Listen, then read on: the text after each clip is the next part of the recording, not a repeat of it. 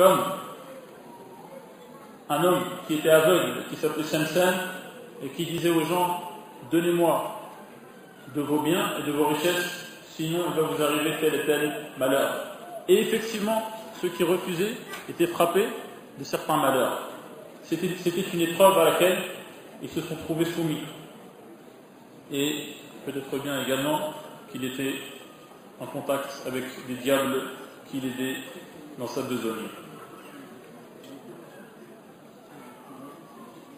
Et les gens qui tiraient profit de ce polythéisme, qui en vivaient, se sont trouvés donc confrontés aux gens qui appellent le tawhid comme ce cheikh Ibn Abdul Wahhab rahimahullah.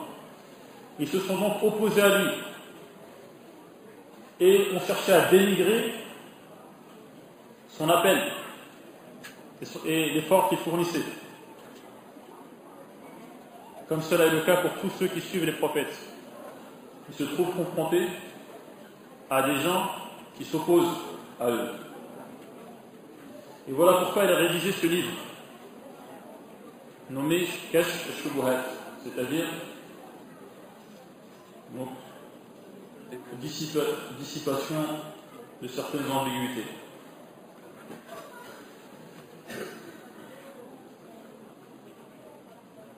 Et donc, dans ce livre, il nous apprend notamment qu'à chaque fois que le polythéisme est apparu sur terre, Allah subhanahu wa ta'ala a envoyé des messagers. Comme cela fut le cas de Nuh ou du prophète Muhammad sallallahu alayhi wa sallam, lorsque les Arabes se sont mis à adorer des pierres. Pour appeler les gens à adorer Allah subhanahu wa ta'ala et concrétiser le monothéisme relatif à l'adoration, tawhid al-uluhiyya. Car le monothéisme relatif au statut de seigneur, c'est-à-dire à la seigneurie, à Rububiyyah, ce monothéisme ne suffit pas. Quelle est la différence entre les deux? Le fait de dire qu'Allah subhanahu wa ta'ala est unique de par ses actes, c'est-à-dire qu'il est le seul à créer, le seul à donner, le seul à diriger le monde, ça s'appelle tawhid ar-rububiyyah, c'est-à-dire considérer qu'il n'y a qu'un seul seigneur, qu'il n'y a qu'un seul à diriger ce monde. Mais cela ne suffit pas. Il faut également concrétiser le monothéisme concernant l'adoration, c'est-à-dire vouer toutes ces adorations, quelles que soient ces formes, à un seul, qui est Allah subhanahu wa ta'ala.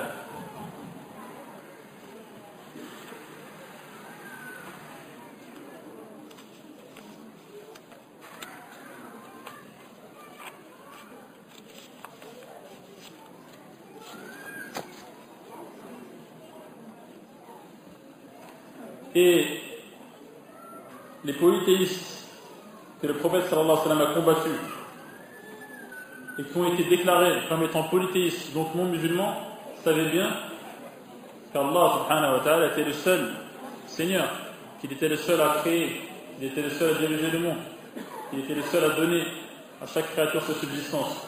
Et cela n'a pas suffi à faire d'eux des musulmans. Et le problème, c'est que même si dans certaines de leurs adorations, ils n'adoraient qu'Allah subhanahu wa ta'ala purement et exclusivement, mais dans d'autres formes d'adoration, ils adoraient d'autres divinités.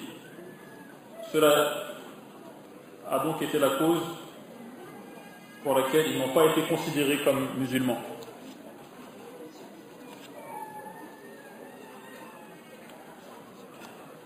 Il est donc étonnant de voir certaines personnes qui se disent musulmanes sans même savoir quelle est la base de la religion à laquelle ils se réfèrent et qu'ils prétendent à adopter.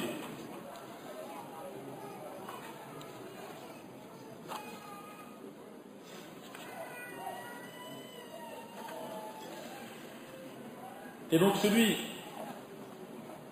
qui apprend cet élément, parce qu'il ne suffit pas de considérer qu'Allah subhanahu wa ta'ala est le seul Seigneur et que nous n'aurons la foi que lorsque toutes nos adorations sont vouées à Allah subhanahu wa ta'ala, et que beaucoup de gens croient avoir compris l'islam alors qu'ils en ignorent la base, tout cela nous fait prendre conscience qu'être monothéiste réellement est une énorme faveur et un bienfait considérable qui fait que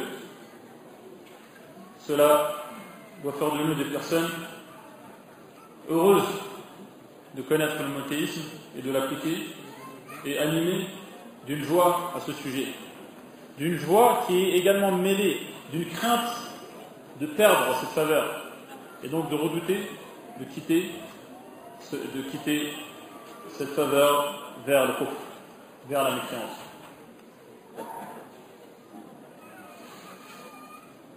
Allah subhanahu wa ta'ala, pour une raison sage, a fait en sorte que tous les prophètes ont eu des ennemis et que tous les alliés d'Allah qui suivent ces prophètes aient également des ennemis parmi les êtres humains et parmi les djinns. Mais il faut savoir une chose, c'est qu'Allah subhanahu wa ta'ala défend sa religion. Ses ennemis s'en prennent à la vérité en mentant à son sujet ou en falsifiant à son sujet ou en utilisant des expressions trompeuses afin de détourner les gens de cette vérité. Mais Allah subhanahu wa ta'ala défend sa religion et accorde la victoire à ses prophètes et aux croyants sur terre et dans l'au-delà.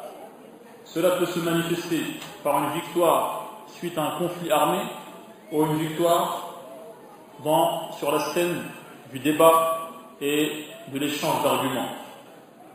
Allah donc prend en charge la défense de ses alliés. C'est pour cela que les alliés d'Allah ne doivent pas perdre patience si donc cette propagande anti-islam et anti-monothéisme est en route ou est en marche par des moyens variés aujourd'hui, bien plus que hier, comme dans certains sites où on combat le monothéisme, ou par des SMS, ou dans la presse, ou par des agences de presse propagandistes. Il ne faut pas perdre patience si cela arrive, car c'est tout à fait normal, et c'est dans la logique des choses. Et cela vient de l'ennemi, le diable, qui a juré de s'opposer et de se tenir sur la voie de la vérité pour empêcher les gens de la suivre. Mais cet ennemi ne peut rien du tout contre ceux qui s'en remettent à Allah subhanahu wa ta'ala et qui s'en remettent au texte, au Coran et au hadith du prophète sallallahu alayhi wa sallam. Pour ces gens-là, ce que manigance le diable est faible et n'aboutit à rien. Cependant, le problème réside dans deux éléments. Le premier, c'est lorsque les savants baissent les bras et n'exposent pas assez clairement la vérité.